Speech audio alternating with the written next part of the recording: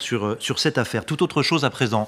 Parlons du loup qui semble remonter, qui semble revenir dans le nord. Vous allez voir pourquoi je vous dis ça, parce que la découverte a de quoi interroger. Le corps d'un loup a été retrouvé en Loire-Atlantique il y a quelques jours. C'est d'autant plus surprenant que l'animal n'avait pas été vu dans le département depuis plus d'un siècle. Bonjour Thomas Pfeiffer, vous êtes historien spécialiste du loup justement. Merci de prendre le temps d'échanger avec nous. Est-ce que vous avez un début d'explication sur la présence de ce loup en Loire-Atlantique ? Oui, alors en fait, on a une série de loups qui quittent leur meute sur ce qu'on appelle le front de colonisation. Ils progressent par bonds, soit au début de l'hiver, au moment de la reproduction entre mâles et femelles. Et là, on est à l'automne, donc il y a des jeunes qui quittent leur meute, des subadultes, et qui vont connaître leur vie parce que chez le loup, il n'y a pas de consanguinité. Donc ils vont partir en éclaireur sur 150, 200 km de leur meute initiale pour trouver un territoire et un mâle ou une femelle avec laquelle s'accoupler pour créer une nouvelle meute puisqu'il n'y a pas de consanguinité chez le loup. Donc on a du loup en Poitou qui a été repéré tout récemment aussi l'année dernière en Seine-Maritime, donc le loup revient de partout. Donc il faut évidemment se préparer à ses retours et ce n'est absolument pas une surprise.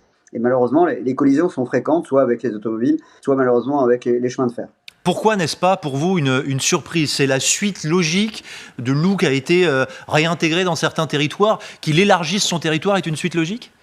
Oui, en fait, le loup est revenu naturellement en France depuis l'Italie en 1992, depuis le Mercantour. Et aujourd'hui, tous les loups que nous avons en France, une fourchette à peu près de 600 loups, sont tous d'origine naturelle. Ce sont des loups d'origine italienne. Et nous avons quelques loups, moi qui suis dans le Grand Est, qui arrivent depuis la Pologne via l'Allemagne. Et qui sont des loups germano-polonais qui vont croiser nos homologues loups italiens. Ils se comprennent très bien, vont pouvoir se reproduire. Et si vous voulez, dans l'évolution naturelle biologique du loup, c'est une caractéristique normale d'étendre son territoire, de s'installer sur de nouvelles niches écologiques en quelque sorte. La France est riche en gibier. Évidemment, le souci, c'est de préparer les élevages au retour du loup, ce qui n'est malheureusement pas toujours le cas dans différents départements. Donc oui, là, il va falloir mettre en place des plans de prévention. Et on sait que ça peut créer des tensions. Mais ça vous paraît aller dans le bon sens sur le plan de la biodiversité ? Exactement. On a une richesse d'avoir 600 loups en France. On peut aller jusqu'à 1000 loups sur notre territoire facilement. On est à plus de 5000 ours en Italie, 2000 loups en Espagne, à peu près 1000 en Italie, 1500 en Italie. Ça se passe plutôt pas mal. Donc effectivement, de vivre avec le loup, c'est quelque chose qui est une richesse pour la biodiversité. Mais comme je le dis, la contrainte majeure, c'est d'adapter nos élevages au retour du loup, puisqu'on avait perdu l'habitude dans certains territoires de vivre avec un prédateur tel que le loup, qui va évidemment comprendre les facilités d'attaquer des troupeaux de moutons.